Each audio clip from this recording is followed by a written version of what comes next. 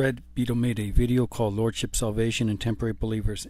In it, he had a link to an article that he wrote on the same subject title. He broke it down into several sections. One is Introduction, one is Lordship Salvation, Temporary Believers, the 1689 London Baptist Confession, and then the conclusion. And we'll take a look at those in that order. In the introduction, Monty says that the prolonged success of any heresy depends upon its use of ambiguity.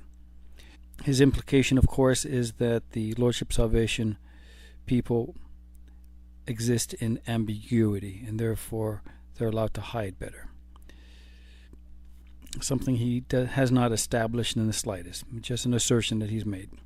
He speaks about Jesuits and their ability to equivocate and to do it learnedly, and they can speak forever and say nothing. Again, I don't think there's any Jesuits here in this discussion. But again, after listening to Monty's videos, I think he has the closest ability to being able to say nothing with a lot of words. I might add a fourth item that should be added to this list when doing a discussion like this. And it's one to keep everyone honest. And if we look at the Heidelberg Catechism, question 112, it says, "What is the requirement in the 9th commandment?" And the answer is, "That I bear false witness against no man, nor falsify in any man's words, that I be no backbiter, no slanderer, that I don't judge, nor join in any man rashly or unheard, but that I avoid all sorts of lies and deceits, as the proper works of the devil, unless I would bring down upon me the heavy wrath of God. Likewise, that in judgment and all other dealings I love the truth, speak it upright, and confess it, and also that I defend and promote, as much as I am able, the honor and the good character of my neighbor." Then we'll go to the Lordship Salvation section.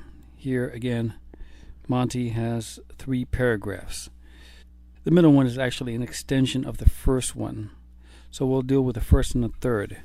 Monty says, "The heresy of Lordship Salvation is primarily an attack on justification by faith alone. He has not substantiated this assertion with one quote anywhere in this entire article." We go down to the third paragraph.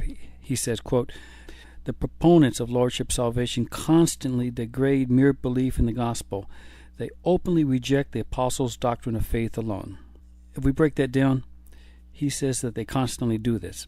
Well, then I would like to see some constant quotes about this. He says they openly reject the apostles' Paul's doctrine of faith alone. I'd like to see some quotes showing that they openly reject the Apostle Paul's doctrine of faith alone. Short of that, I have to assume all these statements are lies. The next section is called Temporary Believers. In the first paragraph, we'll quote the first sentence.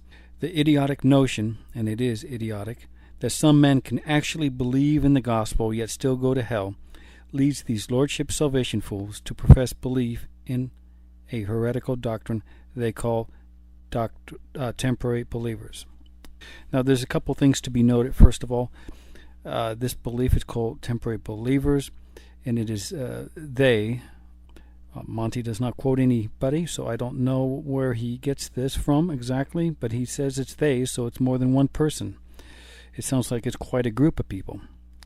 I've looked in every theological book that I have, which is quite a few, looked on resources online to look for a doctrine called temporary believers, or even any mention of it, especially any mention of it in reference to the Lordship Salvation. And I come up with absolutely nothing. I'm led to the conclusion that this is something that Monty has made up. He's created his own heresy, which is bizarre that you would create a doctrine and then you would call it a heresy. But what appears more sinister than all that is that he would attribute this to those poor people. They're heretics because Monty says they are. Where's the proof? Where's the quotes? Who are these people that are called they? And again, if you want to know what the Lordship controversy is really about, all you have to do is go to monergism.com, type in Lordship Salvation. About 10 articles will appear. Read any number of them. Read all of them. You'll get a good sense for what the debate is, what the controversy is. you'll see clearly well-defined thoughts, well-defined concepts. These guys are not Jesuits. And then in the next paragraph, Monty quotes the 1689 London Baptist Confession, section 18, verse 1. And he mentions that for emphasis, he highlighted or boldened the words temporary believer. Now, what is most interesting about him quoting this section of the confession is that the apparent only reason he quotes it is because the words temporary believers are in this confession, because this does not pertain to the debate at all. He quotes these people, he calls them they, and they have this doctrine called temporary believers. Now, in light of that, you would quote those people, but instead he quotes a confession which has nothing to do with the question at hand. Now, why would you quote something that has nothing to do with the question at hand? Only because the words temporary believers are there? I'm afraid after reading it repeatedly, I can only come to one conclusion, and that the only reason he quoted it is because the words temporary believers are in there, even though it has no bearing on the controversy. And furthermore, he never explains what it says here, except later on he has a little section called the 1689 London Baptist Confession, where he quotes John Gill to the effect that these temporary believers are unregenerate. Why do you need to quote John Gill to tell you what the text tells you in plain English? To some extent, I think it's filler, and it's to obscure the real issues at hand. The confession has no bearing on the subject of what they believe, because it is not the statement of they. So it appears Monty's desire for clarity only goes so far, because he is trying to obfuscate, he's trying to divert attention from the real issue at hand. So he goes on and has a couple paragraphs more explaining the Lordship doctrine of temporary believers. But there's no reason to go any further. This is the doctrine that he created.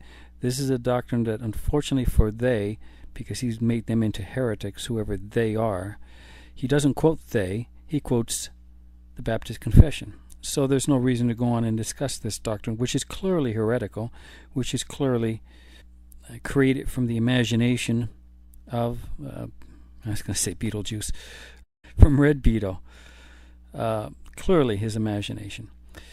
But there's another extraordinary element that just occurs here that he didn't intend to do, but it's there. This confession, the London Baptist Confession, we ought to read it because it has a bearing on the Lordship Salvation controversy. It doesn't explain this alleged doctrine that they have, the temporary believers doctrine, but it does bear information as to regards the Lordship Salvation. So this is the 1689 London Baptist Confession, chapter 18, section 1, that is right there that Monty wrote down. It says, although temporary believers and other unregenerate men may vainly deceive themselves with false hopes and carnal presumptions of being in the favor of God and the state of salvation, which hope of theirs shall perish, yet such as truly believe in the Lord Jesus and love him in sincerity and endeavoring to walk in all good conscience before him may in life be certainly assured that they are in the state of grace, and may rejoice in the hope of the glory of God, which hope shall never make them ashamed. The extraordinary thing in here, and I don't think a lot of people noticed it, Monty certainly did not, this has direct bearing upon the question of what is the Lordship controversy.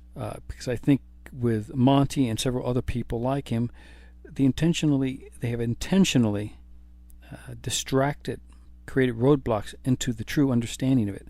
They have characterized their opponents in the most evil way they could think of without any proof, and without any